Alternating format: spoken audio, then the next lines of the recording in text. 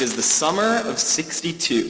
Fifth grader Scotty Smalls moves to a new town without knowing one person from the area. With the whole summer ahead of him, he is forced to sink or swim, have a terrible summer on his own, or step out of his comfort zone and meet new people. I am, of course, talking about the hit 1993 film, The Sandlot. Smalls finds a group of boys who play baseball at the local Sandlot. In his first encounter with them, most of the boys mock him and laugh at him. He misses a catch and then fails to throw the ball in from the outfield, and the boys all keel over laughing. Except for one. Benny Rodriguez, the best player of them all, he looks concerned for Smalls. Smalls runs home in tears. The next day, Benny visits Smalls in his driveway, where he is holding a broken mitt and nursing a black eye.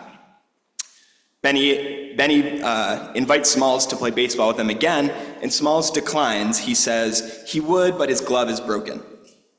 Benny brushes off this excuse, and he lends him an extra mitt. Smalls, now excited to have the approval of the group's ringleader, joins the rest of the crew for the day. But that day wasn't easy either. Smalls, still bad at baseball, struggles to fit in. While the boys walk over to the baseball field, they plead Benny to send Smalls home. Why did you invite him? He's a geek. They shout at him, all while within earshot of Smalls.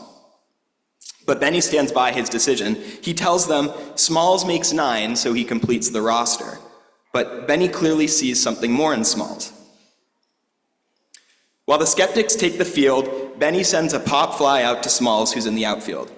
He misses the catch again, and after collecting the ball, he runs the ball all the way back into the infield because he's too embarrassed to actually throw it back. Benny jogs out to Smalls to teach him how to catch the ball. He says, just stick your mitt into the air and I'll take care of the rest. He then launches a perfect pop-up that lands in Smalls' mitt without him having to move an inch. The kids cheer Smalls on. They never doubted him for a second. He's the best player. He's in our crew now. They're all quickly turn around. And the rest is history. Smalls gains the respect of the other boys, and he has the best summer of his life. The Sandlot is a movie about a young man's coming of age, but significantly, he can't get there without the help of this group's leader, Benny. Benny goes out of his way to show Smalls that he is wanted in the group. He sees that he is new to the area, and he's having a hard time feeling welcome, and since Benny is a mensch, he welcomes the stranger in an act of loving kindness. At USY, the focus of our events is not just getting as many people as we can to show up, but our focus is on how we treat them once they are there. We get new people at our lounge nights and other programs almost every week. It's easy to reach out to a stranger and give them your extra mitt, like Benny. But once that stranger shows up, how do you treat them? Do you leave them to their own devices? Do you cross your fingers and hope that they make friends? Take the lesson from Benny. Welcoming a stranger isn't just about sending an invitation. It's about believing in and connecting with that person and making them feel welcome over and over and over again. This isn't just an engagement tactic aimed at making our chapter bigger and better. This is the practicing of a Jewish value that actively brings us closer to God. Vayikra is all about the korbanot, or sacrifices the Israelites made in the Mishkan. There are 5 different kinds of offerings that could be made, and these could be lamb, birds, loaves of bread. Some of these offerings were daily rituals, others were for special occasions, and some were in response to a sin that you may have committed. What interests me the most in this reading is how we continue to make korbanot when we no longer have a temple to make them at. Korban comes from the word karov, meaning close, showing that to make a sacrifice was to bring yourself closer to God. So, when the second temple was destroyed, the Israelites sought out other ways to bring themselves closer to God. Most notably, prayer replaced these sacrifices, but there are other ways as well. In our Siddur, on page 68, from Avot de Rabbi Natan, it says, once Rabbi Yochanan ben Zakkai was walking with his disciple, Rabbi Yehoshua. near Jerusalem after the destruction of the temple. Rabbi Yehoshua looked at the temple ruins and said, "Alas for us, the place that atoned for the sins of the people of Israel through the ritual of animal sacrifice lies in ruins." Then Rabbi Yochanan ben Zakkai spoke to him these words of comfort: "Be not grieved, my son. There's another equally meritorious way of gaining atonement, even though the temple is destroyed. We can still gain atonement through deeds of loving kindness. For it is written, 'Loving kindness I desire, not sacrifice.'" Rabbi Yochanan teaches us that acts of kindness can also be a substitute for these offerings. So, when I see our leaders in USY reaching out and bringing others into our youth group and showing them that they are welcome here, I don't just see that as what makes our USY chapter successful, but I also see it as a way our teens bring themselves closer to God. At our youth outreach weekend, otherwise known as YOW, that happened this last weekend, I saw our teens step up in incredible ways. They were leading group discussions like experts.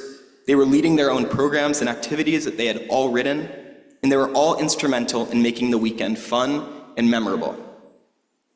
But most importantly, I saw our leaders welcome in many new members into our youth group, including 8th graders who have just recently been welcomed into our chapter's events for the rest of the year. We introduced a new concept at this convention called family groups. Normally, programs and activities are made up of a random group of participants, so each time you do a program, you're with a whole new group of people. For family groups, though, you are split up into a recurring group that meets several times throughout the weekend.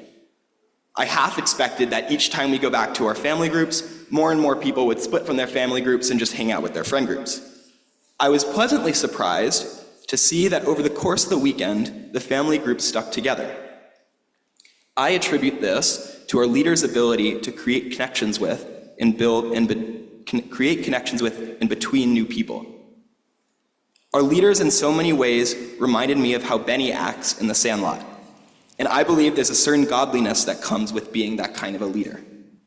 There's a godliness in performing these acts of kindness. There aren't many adults in the Sandlot, which is why it's a great movie for understanding dynamics between kids when they're left to create communities on their own.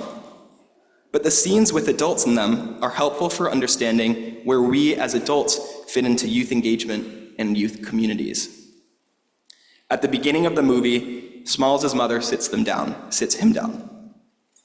"You can't just sit in your room all summer," she tells him.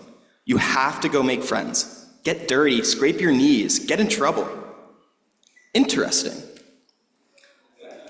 She makes the plea to him to make friends, but she remains passive. She doesn't walk him up to the baseball field. She doesn't introduce Smalls to anyone in particularly. She merely gives him the nudge to go out and see the world. The reason this works is because of Benny. It might be scary for a child to go out into the world and meet new people and try new things.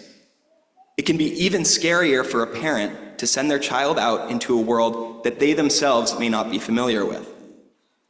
As adults responsible for kids who are not yet part of a community like USY, we have to trust that there are leaders in those communities who are able to welcome newcomers in. As adults responsible for kids who are leaders in their communities, we must teach them how to welcome those strangers in. We must teach them those skills and give them the confidence to build connections with new people. We must show them how it feels to grow closer to God after performing these acts of chesed. So I propose that we encourage our kids to put themselves out there like Smalls, and we raise our kids like Benny so they can be leaders in their own right and welcome Smalls in when he shows up. Shabbat shalom.